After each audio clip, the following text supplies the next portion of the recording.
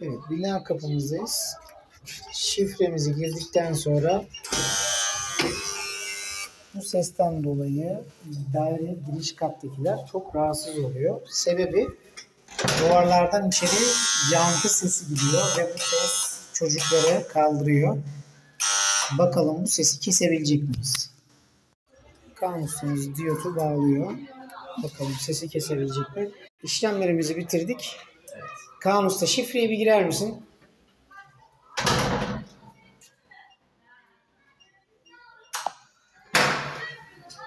Açıldı mı? Bir daha deneyelim. Ses çıkmadı çünkü.